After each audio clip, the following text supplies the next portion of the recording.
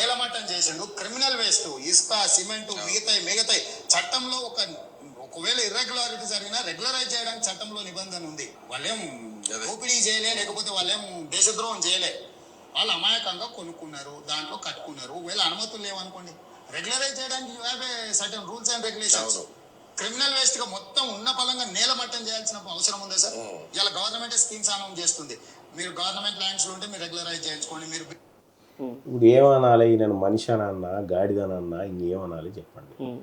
ఒక మనిషి ముఖ్యమంత్రి కాకముందుకు ఓ మాట, ముఖ్యమంత్రి అయిన తర్వాత ఇంకో మాట మాట్లాడి, మరి నేను అడుగుతా ఉన్నా, ఈ గాడిద ప్రభుత్వాన్ని అడుగుతా ఉన్నా, రెగ్యులరైజ్ చేయడానికి ఏం ఇబ్బంది వచ్చింది? ఇప్పుడు ఒకవేళ నిజంగా వాళ్ళు అనుమతులు లేకుండా లేకపోతే ఇతర స్థలాల్లో ప్రభుత్వానికి చెందిన స్థలాల్లోనూ ఉన్నారన్న రెగ్యులరైజ్ ఏముంది, చేసుకున్నారు కదా. మల్లారాజేశ్వరరెడ్డి గత ప్రభుత్వంలో ఉన్నటువంటి వాళ్ళు, మల్లారెడ్డి వీళ్ళంతా 58, 59 జీవో పెట్టి చేసుకున్నారు కదా.